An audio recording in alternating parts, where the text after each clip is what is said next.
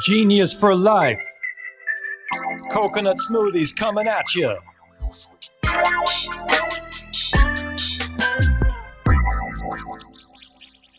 Greetings. This is 15 Minutes of Genius. This is episode 40 in the beautiful Manhattan Beach studios. We bring on really amazing people to our show, our podcast, videocast, LinkedIn cast, whatever you want to call it. We bring in entrepreneurs. We bring in people that do investments in CPG. And also we bring in experts in all areas, including the almighty capital, which is our guest tonight. We normally don't bring on people about capital and investing and things like that. So this is going to be a real treat for anyone watching. You're going to learn a ton from this guy. He is a freaking genius. I'll say that much. So before going into our guest, big plug, Mark Nicholas, Mark and ManhattanBeachStudios.net. He already had orange juice and a chocolate bar from Nellie's, orange juice from Happy Moose, chocolate bar from Nellie's Organic. So he is going on 1,000 miles an hour. He's energized. So those were our previous guests. So, okay, here is our intro to this individual, Damon Doe. He's a managing partner and co-founder of Kiso Capital. A little blurb on him and the company. For over 30 years, Damon has been financing early to late stage emerging growth companies and devoting his efforts to helping entrepreneurs grow their companies, providing alternative financing solutions to growth companies has been his professional focus. Prior to co-founding Kiso Capital, Damon was the founder and managing partner of Montage Capital and served as executive vice president and CFO of Sand Hill Capital. He has also served in various executive and senior level positions at Silicon Valley Bank, U.S. Bank, Bank of the West, United American Bank, a lot of banks, and Legacy Bank. And I'm sure he can also make a bank shot with basketball. So, Damon, how's it going? How are you, Alex? Thanks for having me on the podcast. Absolutely. I'm going to go right into it. I've already spent way too much time introducing myself and Mark. We don't matter in the show. It's all about you right now. Tell us, a lot of entrepreneurs watching, a lot of CPG brands, food and beverage entrepreneurs. Tell us about Kiso. Tell us about your opinions and expert advice on how to go about raising capital and getting capital to grow your business. Sure. So Kiso Capital was formed to, support or financially support entrepreneurs that have existing businesses and growth businesses, and we cover mostly technology, but consumer brands as well. And these entrepreneurs have either bootstrapped or they're angel funded. Most of them do not have like a traditional venture capital firm behind them, and so that's where we kind of come in and help these firms kind of give them financial support to their next level of growth. And so, a lot of firms that we deal with, have already a base of revenues already, and they need more capital to get to their next level, to either get to a larger valuation so they can get funding from a VC, or they just want to run their company sustainably without losing control of the company, to large investors, or they want more control of their own company. So that's kind of what we focus on. And the reason why we focus on this was because my background is banking, obviously. I'm a former banker. And I banked a lot of companies that had VC funding. And I worked at Silicon Valley Bank. That's the giant banker of a lot of technology companies. But I noticed that there were a lot of companies that weren't supported if they didn't have venture capitalists in their equity stack. And so, that was an opportunity, right, for us, as well as, to give support to those companies that didn't have that. There's a lot more businesses that don't have venture capital in them. And so, we really focus on those companies, or I focus on that on those companies to help those companies grow, and that's kind of where the genesis of this came about. There's not a lot of companies like mine that help these companies, and so I think it's a very underserved community, and so that's why we focus on them. Got it. So yeah, and if you're an entrepreneur and you've gotten to a level where you're 3 million, 4 million revenues, and you need another set of capital to kind of grow to the next level, where do you go, right? Do you go to VC? Yeah, sometimes. Do you go to angel investors? That's really the choices, right? Banks as well. I mean, you could go to bank, but if you're not profitable, they're not going to give you a loan. So what we do is we kind of fill that void, and we're like a cross between a bank and maybe a VC. So we will look at companies that are not profitable yet, but they're growing, and so we kind of add another layer of capital in there to get you to the next level, and get you to where you need to go. And so most of these companies that we look at, they're capital efficient, meaning that they make a dollar go a long way, and we kind of look at companies like that. And so that's kind of what we do. So Makes perfect sense. Makes perfect sense. And I think there's brands that are in that bucket, right? We talked about it, yesterday, right?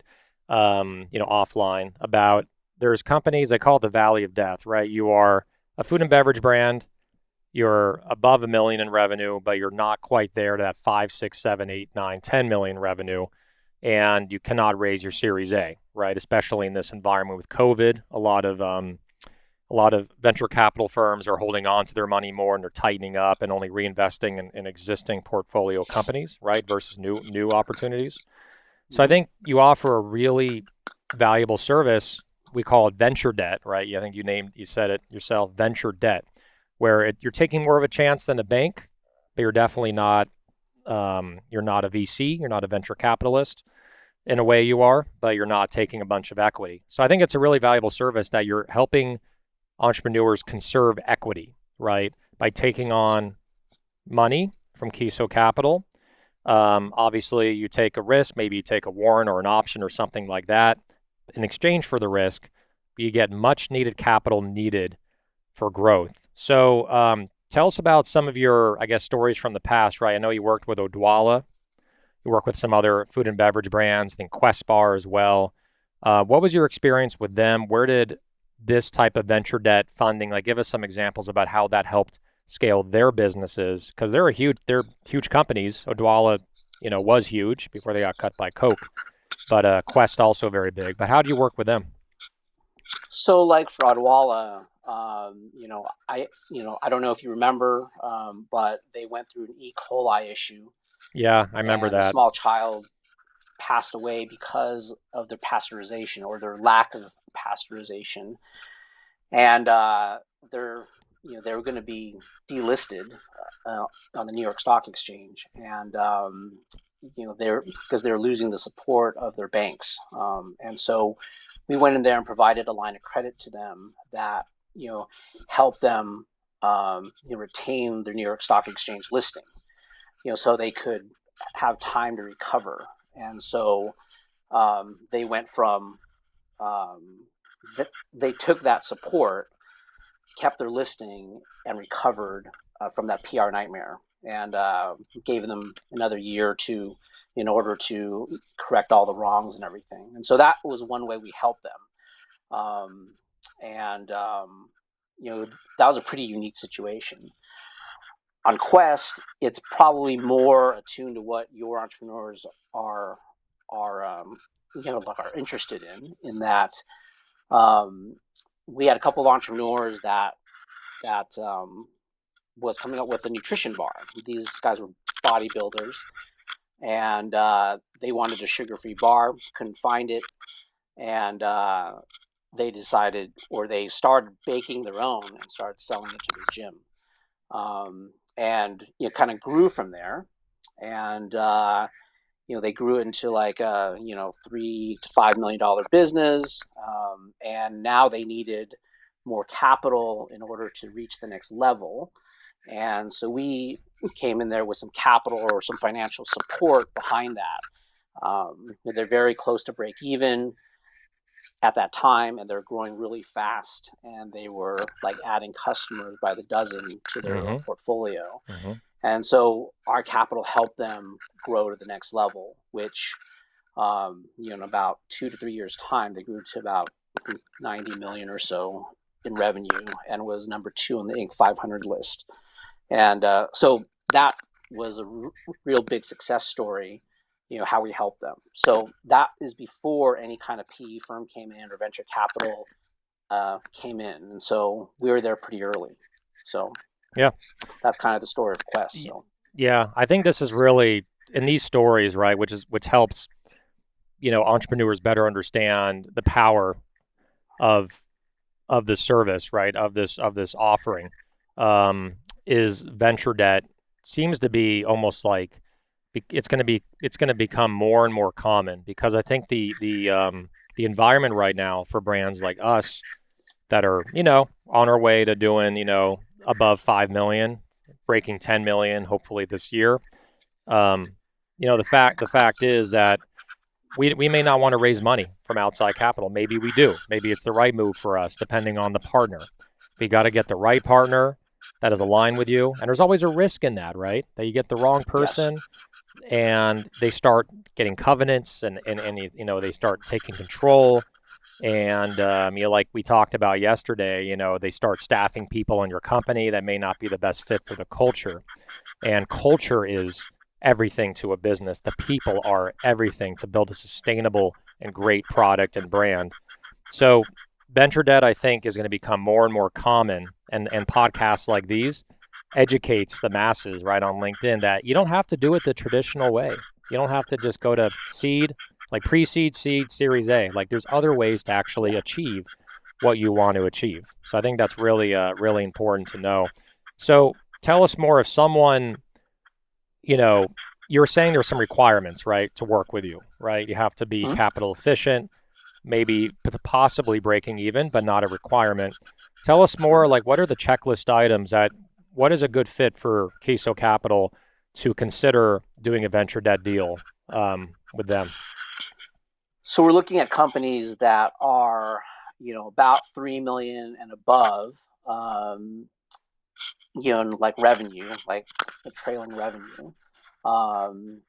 They could go under, they could be under, but they have a plan to get to above 3 million. And so, you know, that, and they have to be growing at least about 15% per year.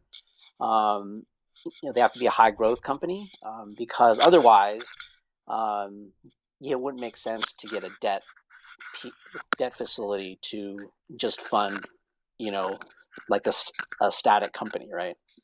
That's not good for the company. It's not good for us, and so we don't usually look at those kind of companies. But usually high growth, above 3 million revenue, and they have to be pretty like capital efficient, meaning that they have specific plans like for this money that gets them to a certain level of business, and then those those plans, we kind of have to have like a high probability to achieve, or they have to have a high probability to achieve, and so in that way we can help them along with the money, right? So that's kind of what we look for. Are we industry specific? The answer is not really. Like VC funds will be into like certain industries at a certain time, right? But we are pretty industry agnostic, if you will.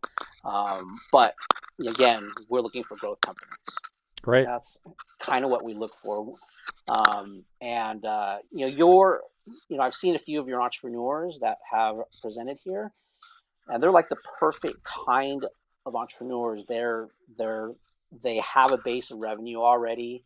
They're growing really fast, and they only need a small amount of capital in order for them to get to the next level.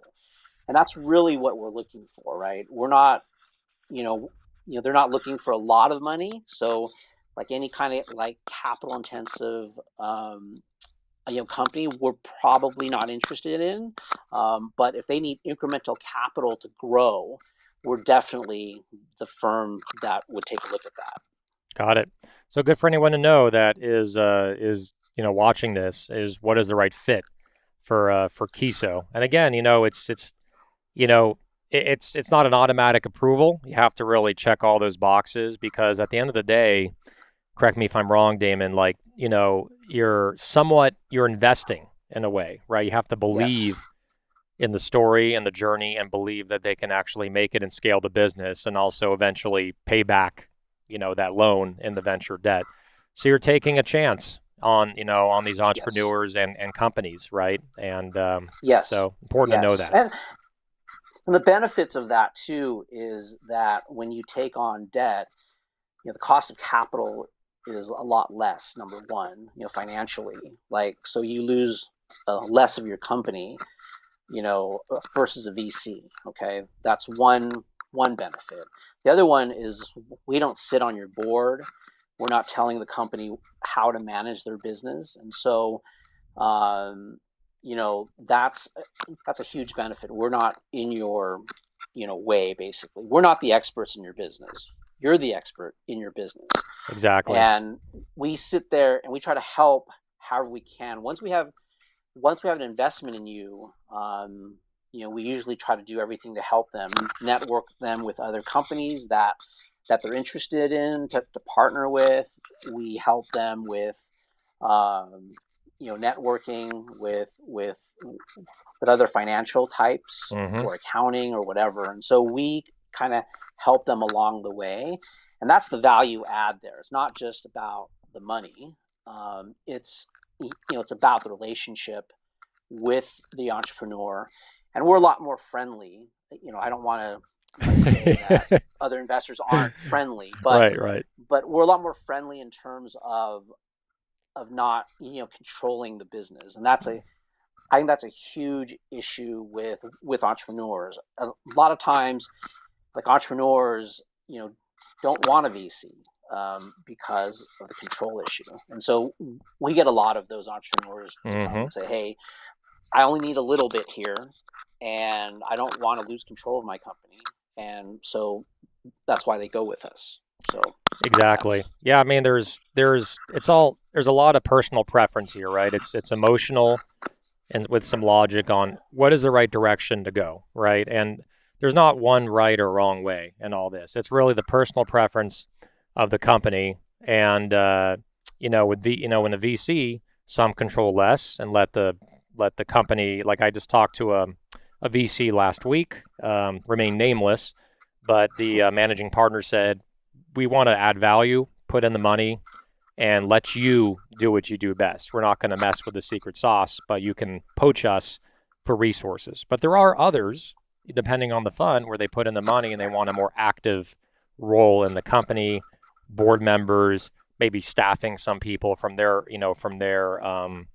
team onto the portfolio companies team. So it could go either way. Um, but again, it really comes down to the entrepreneur and what they're comfortable with. But there's always a risk, no matter what, when you bring on VC money, right? Because you want to make sure you're getting with the right people that understand your vision and your brand and can work cohesively, with you, right, all the way to hopefully an exit. So we're absolutely. Yep. So we're out of time. We're probably gonna have a part two here. Maybe episode 98 or 99, maybe even 100. Sure. But we'll definitely have part two, because Sure. there's a lot more to unpack here. But if anyone wants to get a hold of you, what is your email, and is there a number you're comfortable in giving out? Sure. It's Damon, Damon, at Kiso Capital. That's KISOCAPITAL.com. Maybe I won't. Well, I do share it on my website. So it's 408 712-3000. So, Got it. Text That's how to get hold of messages, you're going to be bombarded. I'm warning you. Our 15 minutes of genius followers are a feisty, passionate group. So, sure. but bombarded in a good way. So, I'm partially kidding. So, okay, let's go into our next segment to wrap this up. Rapid fire questions. Rapid fire questions. All right. So we're overtime, so let's make this really quick, and we're going to buzz you if you take too long, okay? Okay. So, NSYNC or Backstreet Boys? Neither. First thing you do, nice answer. First thing you do when you wake up? Brush my teeth. Movie you can watch an unlimited amount of times? A movie? Shawshank Redemption.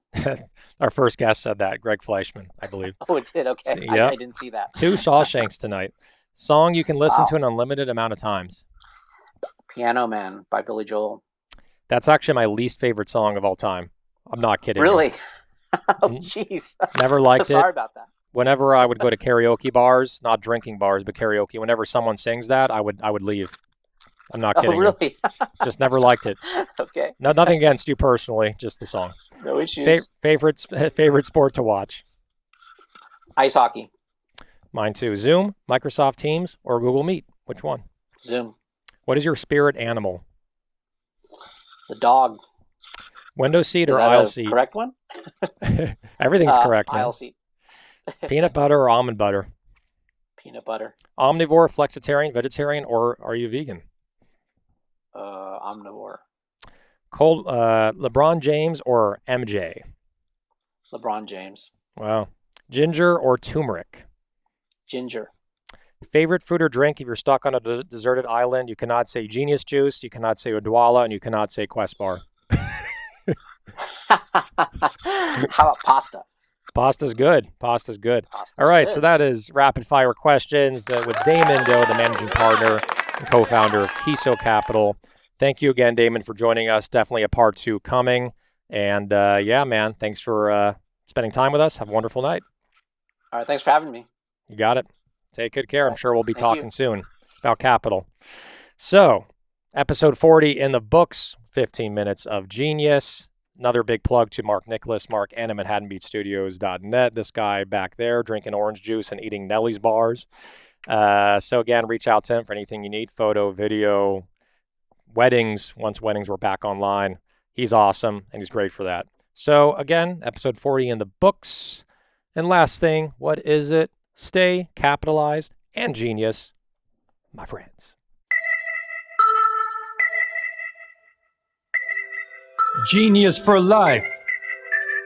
Coconut smoothies coming at you.